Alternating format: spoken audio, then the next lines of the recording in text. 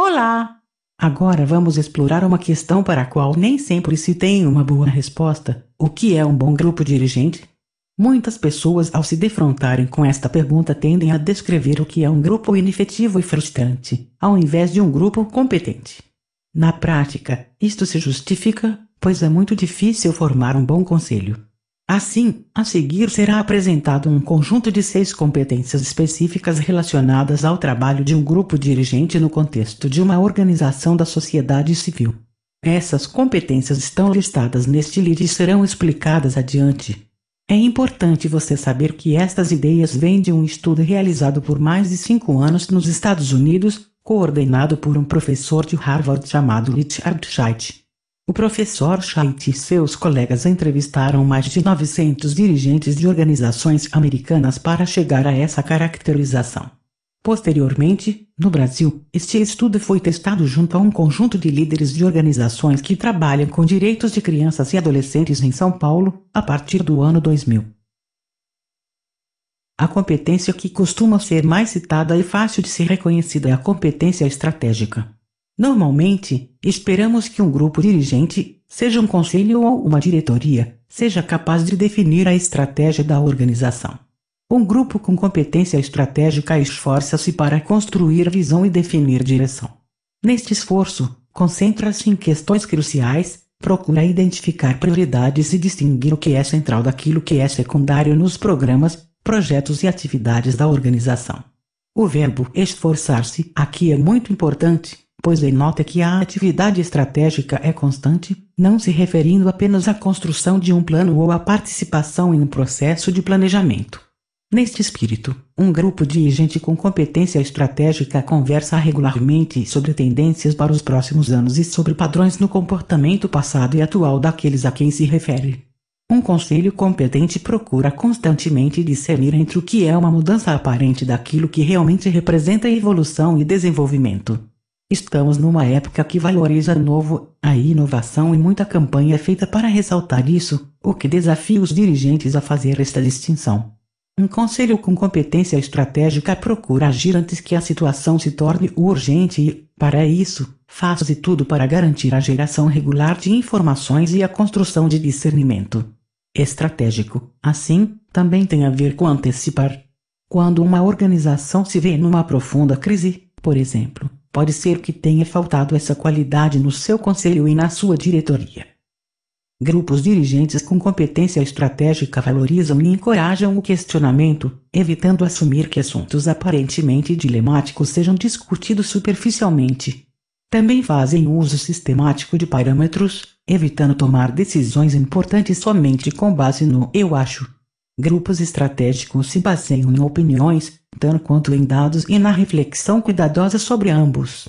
Finalmente, pode-se dizer que um grupo dirigente assume riscos e responsabilidades ao fazer escolhas que vão afetar o futuro de uma organização, mas também o destino de muitas pessoas. O futuro é repleto de incertezas e não é por isso que um conselho competente evita tomar decisões. A competência estratégica, portanto, diz respeito ao futuro, à direção e à construção de sentido de uma iniciativa. Um conselho ou diretoria, ou qualquer outro grupo dirigente competente costuma ter uma outra forte qualidade, a analítica. A competência analítica diz respeito a examinar com cuidado as situações, não satisfazer com respostas meia-boca e criar condições para discussões significativas. Neste sentido, um grupo dirigente com competência analítica examina cada situação que considera relevante sob várias lentes. Ou seja, os problemas não são tratados apenas do ponto de vista da pessoa que aponta o dedo ou reclama. Outras perspectivas são consideradas, de modo a ver a situação sob diversos ângulos, como os replays apresentados num jogo de futebol para analisar uma situação de impedimento. Um conselho com competência analítica valoriza a incerteza e a ambiguidade, o que significa que ele sustenta dúvidas e não se apressa em responder às questões difíceis que podem estar sobre a mesa. Evidentemente, um grupo com esta qualidade se utiliza de múltiplas referências, ou seja, se baseia em dados quantitativos, analisa fotografias de relatos, resgata informações históricas, etc. Competência analítica também é, assim, colocar interesses e alternativas para serem consideradas, evitando deixar informações ocultas e imagens mal construídas. Na busca por respostas mais profundas para os dilemas e questões, um grupo dirigente com competência analítica explora as sutilezas nas conversas, esforça-se sistematicamente por estabelecer correlações e procura ampliar a sua visão sobre os processos. Um grupo em posição dirigente reconhece a complexidade do processo de governança e toma os devidos cuidados no processo de análise e reflexão dos problemas que tem que destrinchar. Assim, sistematicamente cria condições para discussões críticas, o que significa manter a abertura, no grupo, para contradições e aspectos desfavoráveis, encorajar o surgimento de dúvida e dissenso e acolher as diferenças. Num grupo com competência analítica, as diferenças são a base da sua riqueza. Num grupo pouco competente, frequentemente elas são a origem dos conflitos. Outra competência muito importante identificada em bons grupos dirigentes é a competência política, o que é bastante congruente com a noção dinâmica do processo de governança com múltiplos interessados. A competência política tem a ver com a capacidade de nutrir a relação com interessados fundamentais para uma iniciativa, zelar pela relação entre eles e organizar processos decisórios cuidadosos. A audiência-chave de uma iniciativa são justamente aqueles principais interessados na sua existência. Um grupo com competência política se ocupa em nutrir a relação com essa audiência-chave, com esses interessados. Na prática, isso significa reconhecer o seu poder e influência, ao invés de ignorar ou fazer de conta que reconhece. Significa criar oportunidades de conversa e participação e, no caso de chegar a acordos, buscar compromissos razoáveis para todas as partes, não apenas um ou outro grupo com maior visibilidade ou poder financeiro. A competência política de um grupo dirigente se revela na forma como ele zela pela relação entre diferentes interessados ou audiências. Na prática, competência é cuidar da comunicação, interagir regularmente com diferentes públicos e explicitar potenciais conflitos de interesses. Pode ser incompetência interagir apenas quando precisa de ajuda, excluir interessados de encontros e conversas importantes, mesmo sem perceber, e evitar apontar situações contraditórias e delicadas. Por fim, vale dizer que competência política tem tudo a ver com a forma como as decisões são tomadas, tanto as decisões importantes, quanto as decisões do dia a dia. Um grupo politicamente competente organiza os processos decisórios com cuidado, valoriza a formação de consensos, porque sabe que uma votação sempre gera perdedores, e estimula o trabalho conjunto, ao invés do controle nas mãos de uma pessoa só. Competência política não é fazer um jogo interesseiro e basear-se nas aparências para manter o status quo, mas valorizar os interesses dos outros e dar voz a eles nos processos de escolha. Certa vez, visitei uma antiga organização da sociedade civil brasileira e encontrei na sua unidade principal um grupo de senhoras bem idosas conversando e tomando chá, no meio da semana. Fiquei intrigado pela minha dificuldade em relacionar o tamanho e a estabilidade daquela organização com aquela imagem tão tradicional. Foi aí que entendi realmente o que é uma competência contextual. Competência contextual está relacionada à capacidade de um grupo dirigente de nutrir sua sensibilidade à cultura em que se insere, buscar vínculos entre o que se faz e as melhores tradições locais e reforçar um conjunto de valores. Toda iniciativa precisa de boas raízes, além de asas, para crescer e se desenvolver. Aquele grupo de senhoras era responsável pela base de uma das maiores forças daquela organização, o voluntariado. Naquele lugar, a avó mobilizava a mãe, que mobiliza a filha, que mobilizava a neta para o trabalho voluntário, e todas se orgulhavam disso. Para elas todas, cada uma a seu modo, fazia sentido servir aquela iniciativa no seio da sociedade. Essa mobilização estava baseada em valores, tradições, histórias contadas cuidadosamente com o passar dos anos, histórias que eram relembradas naqueles chás da tarde, por exemplo. A vinculação era tão grande, que algumas das senhoras deixavam patrimônio para a organização quando vinham a falecer. Esse é o espírito da competência contextual.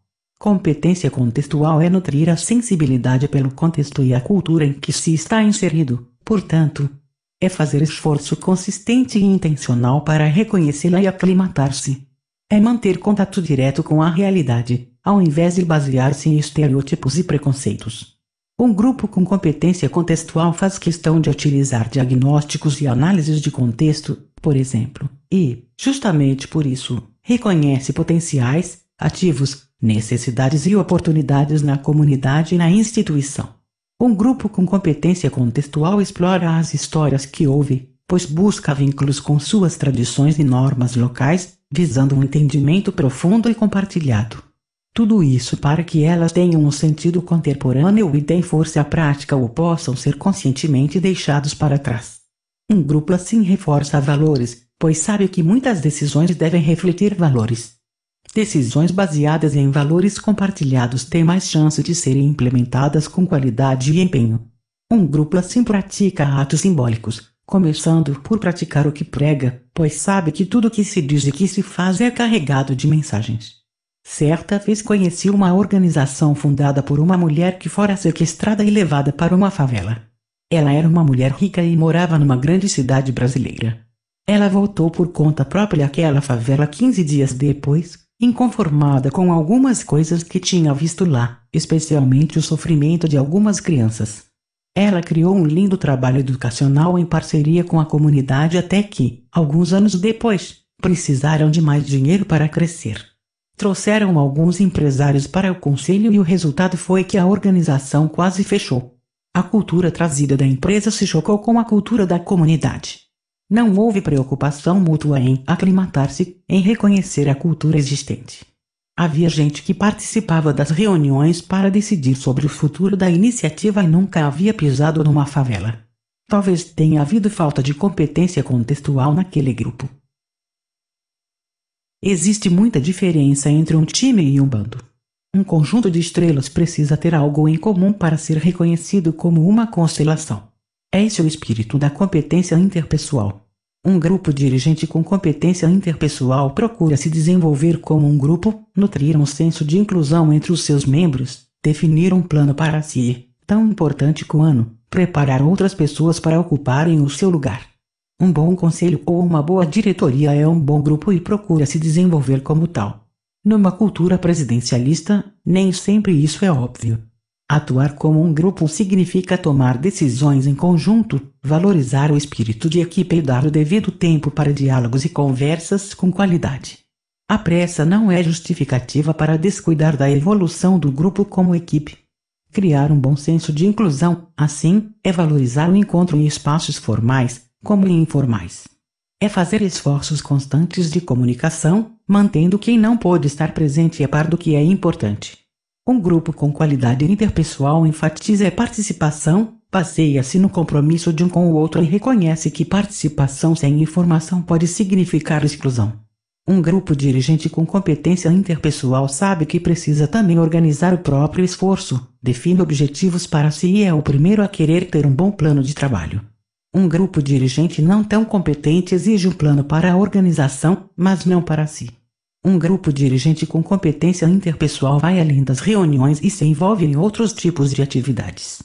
Conselhos que só se encontram em reuniões eventuais têm pouca chance de serem efetivos. São como um time que se encontra para jogar apenas uma vez por ano. A sucessão é um assunto prioritário para um grupo dirigente com competência interpessoal. Ele se ocupa com o preparo de futuros líderes e futuras líderes, planejando o processo sucessório. Assim, mantém um plano de desenvolvimento dessas pessoas e conversa explicitamente sobre qual é a hora de sair.